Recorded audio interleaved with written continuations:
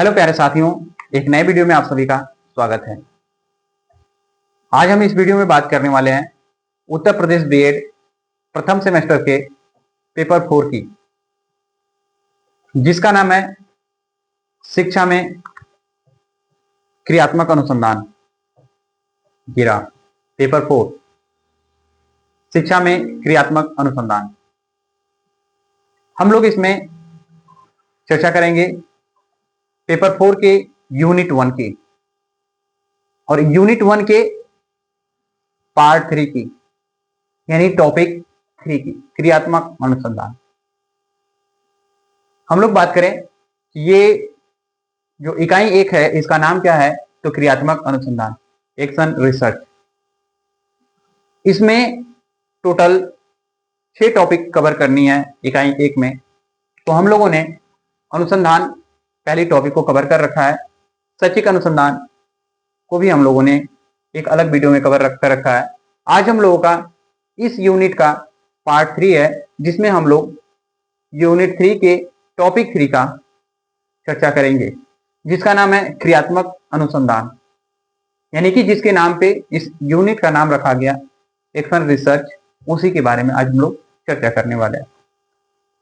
यदि आप इससे पहले की वीडियो को नहीं देखे हैं तो पहले जाइए प्लेलिस्ट में और वहां से आप इस वीडियो को देख लीजिए, पीछे वाली वीडियो को। चलिए स्टार्ट करते हैं हम लोग आज की टॉपिक को, क्रियात्मक अनुसंधान। क्रियात्मक अनुसंधान में टोटल हम लोगों को 6 टॉपिक कवर करने हैं। कितनी टॉपिकों को कवर करना है? 6 टॉपिकों को, जिसमें से पहला है क्रियात्मक अनुसंधान का अर्थ एवं परिभाषा। क्रियात्मक अनुसंधान का अर्थ एवं परिभाषा। दूसरी टॉपिक है क्रियात्मक अनुसंधान के उदाहरण। तीसरी टॉपिक हो जाएगी क्रियात्मक अनुसंधान की विशेषता। चौथी टॉपिक हो जाएगी क्रियात्मक अनुसंधान के उद्देश्य। पांचवी टॉपिक हो जाएगी क्रियात्मक अनुसंधान के कार्यक्षेत्र। छठवीं टॉपिक क्रियात्मक अनुसंधान के चरण। सातवीं टॉपिक क्रियात्मक अनुसंधान का महत्व। क्रियात्मक अनुसंधान में हम लोगों को टोटल 7 टॉपिकों को कवर करना है। चलिए हम लोग एक एक करके अलग अलग टॉपिकों को कवर करते हैं। पहले टॉपिक के ऊपर चलते हैं। पहले टॉपिक का नाम है क्रियात्मक अनुसंधान का अर्थ एवं परिभाषा। देखते हैं अर्थ को। यह एक प्रकार का शोध है जिसका उद्देश्य किसी विशिष्ट स्थानीय शैक्षिक समस्या को तत्काल हल करना और साथ ही शिक्षण अधिगम प्रक्रिया में सुधार करना है।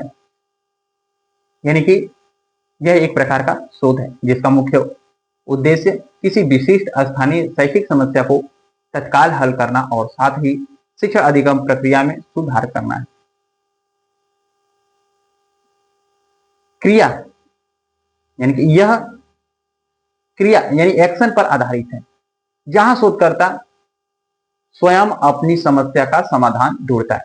जो शोध कर रहा है वही अपनी समस्या का समाधान ढूंढता रहता है। ये रहा क्रियात्मक अनुसंधान के अर्थ। आगे देखते हैं परिभाषा। परिभाषा है, कर्ट लेविन ने बोला, क्रियात्मक अनुसंधान को विज्ञान और सामाजिक कार्रवाई के बीच एक पुल के रूप में वर्णित किया। किसने? कर्ट लेविन ने। कर्ट लेविन ने क्या किया? क्रियात्मक अनुसंधान को विज्ञान और सामाजिक कार्रवाई के बीच एक पुल के रूप में वर्णित किया। कर्ट लेविन ने कहा एक तरफ विज्ञान है, दूसरी तरफ सामाजिक कार्रवाई है, इसके बीच जो पुल बनेगी उसी को क्रियात्मक अनुसंधान कहेंगे, कर्ट लेविन के अनुसार। अगला देखते हैं John W West. John W West ने क्या कहा? क्रियात्मक अनुसंधान शिक्षकों, प्रशासकों या छात्रों द्वारा अपने स्वयं के शिक्षण या समस्या को बेहतर बनाने के लिए अपने स्वयं के काम की दिशा में की जाने वाली जांच है। यानी कि जॉन डब्ल्यू वेस्ट इसे कहते हैं कि यह एक जांच है जिसके माध्यम से शिक्षक, प्रशासक, छात्र स्वयं के शिक्षण या समस्या में को बेहतर बनाने के लिए करते हैं। अगला स्टीफन एम कोरे कहते हैं, स्टीफन एम कोरे। क्रियात्मक अनुसंधान वह अनुसंधान है जो शैक्षिक या सामुदायिक वातावरण में तत्काल समस्याओं को हल करने के उद्देश्य से किया जाता है।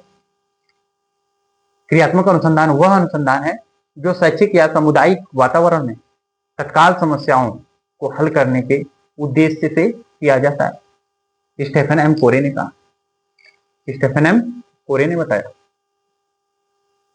ये रहे क्रियात्मक अनुसंधान के अर्थ और परिभाषा। इसके आगे चलते हैं। आगे हम लोगों को मिलेगा टॉपिक नंबर 2, जिसका नाम है क्रियात्मक अनुसंधान के उदाहरण। देख रहे हैं क्रियात्मक अनुसंधान के उदाहरण।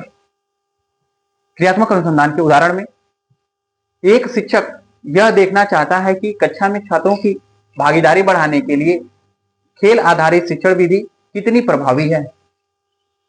वह इस विधि को लागू करता है, छात्रों की प्रतिक्रियाओं का अवलोकन करता है और फिर अपनी विधि को समायोजित करता है। यानी डायरेक्ट नहीं करता, मूल्यांकन करता है पहले, फिर उसके बाद इस विधि को लागू करेगा। दूसरा, एक स्कूल में छात्र अक्सर कक्षा में देर से आते हैं। प्रधानाध्यापक एक नया नियम लागू करता है, जैसे देर से आने वालों के लिए अतिरिक्त कार्य, और देखता है कि क्या इससे उपस्थिति में सुधार होता है। अगला, एक विशेष आवश्यकता वाले छात्र को मुख्य धारा की कक्षा में एकत्रित किया जा रहा है। शिक्षक छात्र के लिए विशिष्ट सहायता रणनीतियां विकसित करता है और देखता है कि ये कितनी प्रभावी। ये रहे शैक्षिक अनुसंधान के उदाहरण। आगे चलेंगे टॉपिक 3 के ऊपर, जिसका नाम है क्रियात्मक अनुसंधान की विशेषता। पहला हम लोगों ने चर्चा किया जो क्रियात्मक अनुसंधान है उसका अर्थ और परिभाषा। दूसरे में हमने देखा क्रियात्मक अनुसंधान के उदाहरण। तीसरा देखने जा रहे हैं विशेषता। विशेषता क्या है?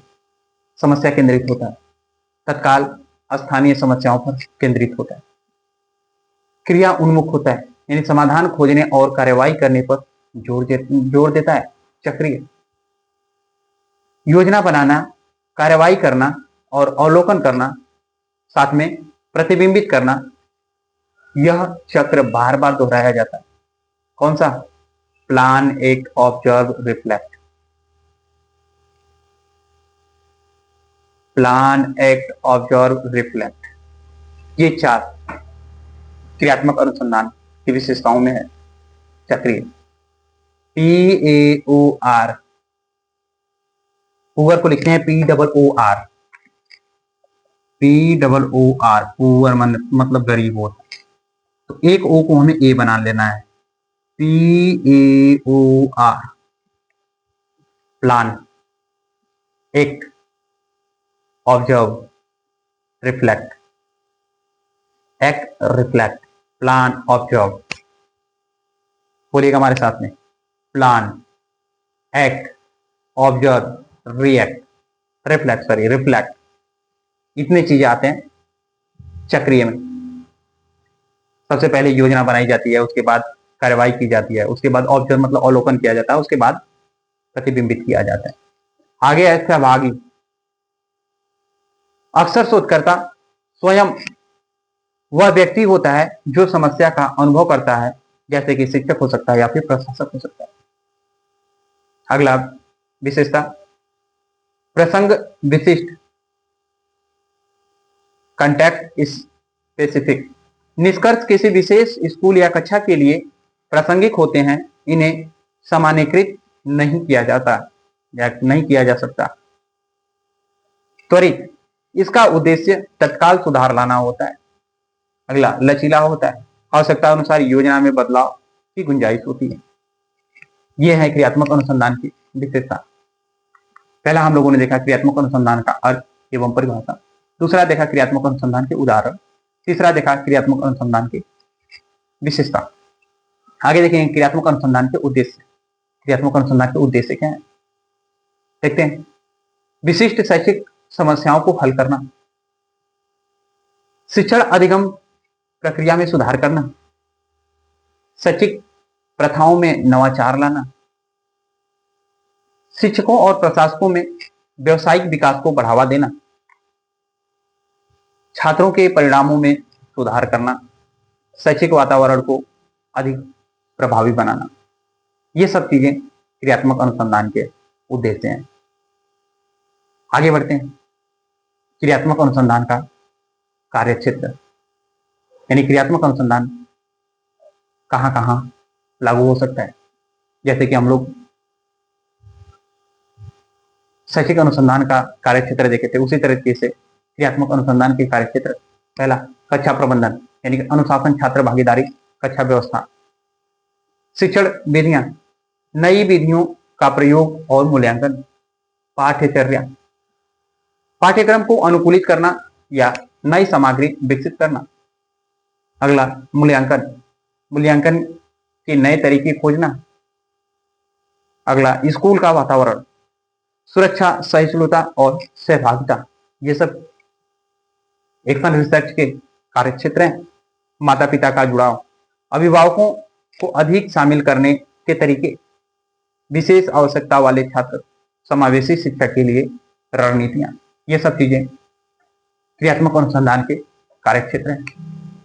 पहला हम लोगों ने देखा था क्रियात्मक अनुसंधान के अर्थ क्या है और उनकी परिभाषा क्या है। दूसरा हम लोगों ने देखा था क्रियात्मक अनुसंधान के उदाहरण क्या है। तीसरा चर्चा किया क्रियात्मक अनुसंधान की विशेषताएं क्या है। चौथा क्रियात्मक अनुसंधान के उद्देश्य क्या है। पांचवा हम लोगों ने देखा कि क्रियात्मक अनुसंधान का कार्यक्षेत्र क्या है। छठवें टॉपिक की तरफ चलते हैं, क्रियात्मक अनुसंधान के चरण को देखते हैं, द साइकिल, जो कि हमने बताया पूर्व। पहला क्या करना है, समस्या को पहचानना है, समस्या को पहचानना है, उसके बाद योजना बनाना है, उसके बाद कार्यवाही करना है, उसके बाद ऑब्जर्व करना है, उसके बाद रिफ्लेक्ट करना है, उसके बाद पुनः संयोजन यानी कि रीप्लान करना है। समस्या को पहले पहचानो। अनुसंधान के चरण में कितने चरण में देख रहे हैं, पहचान कर रहे हैं, योजना बना रहे हैं, कार्यवाही कर रहे हैं, अवलोकन कर रहे हैं, प्रतिबिंबित कर रहे हैं और पुनः योजना बना रहे हैं। Total 6 point. पहले समस्या की पहचान, आइडेंटिफाई।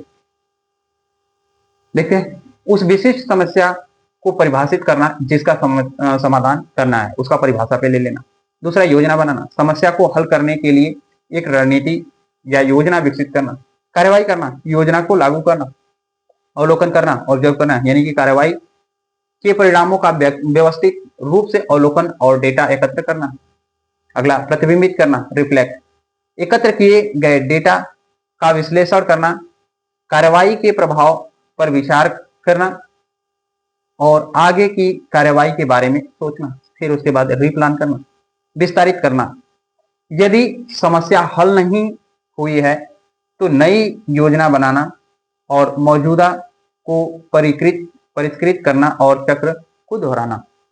यानी कि पहले समस्या को हम लोग पहचानेंगे, आइडेंटिफाई करेंगे। क्या करेंगे, आइडेंटिफाई। फिर उसके बाद क्या करेंगे, प्लान करेंगे। प्लान के बाद में एक्शन लेंगे कि हमें कैसे कैसे करना है। एक्शन के बाद में ऑब्जर्व करेंगे, अवलोकन करेंगे, क्या सही हो रहा है, क्या गलत हो रहा है। उसके बाद रिफ्लेक्ट करेंगे, यानी कि प्रतिबिंबित करेंगे। यदि सही है तब तो ठीक है, यदि नहीं सही है तो उसको फिर से हम लोग रीप्लान करेंगे। ये सब है क्रियात्मक अनुसंधान के चरण। उम्मीद करते हैं समझ आए होंगे। आगे बढ़ते हैं, क्रियात्मक अनुसंधान का महत्व देखते हैं। क्रियात्मक अनुसंधान का महत्व क्या है, चलिए क्रियात्मक अनुसंधान के महत्व में देखते हैं। व्यवहारिक समाधान, शिक्षा की वास्तविक समस्याओं के लिए तत्काल और प्रासंगिक समाधान प्रदान करना।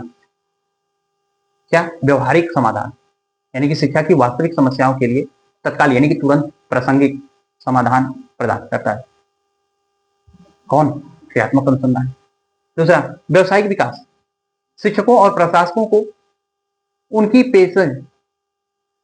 पेशेवर क्षमता बढ़ाने में मदद करता है। एक्शन प्लान यानी एक्शन रिसर्च क्या करता है, व्यवसायिक विकास करता है। अगला, नवीनता को बढ़ावा देता है, प्रयोग और नवाचार के लिए एक मंच प्रदान करता है। अगला, साक्ष्य आधारित अभ्यास, यानी कि इसमें फैक्ट ऐड करते हैं।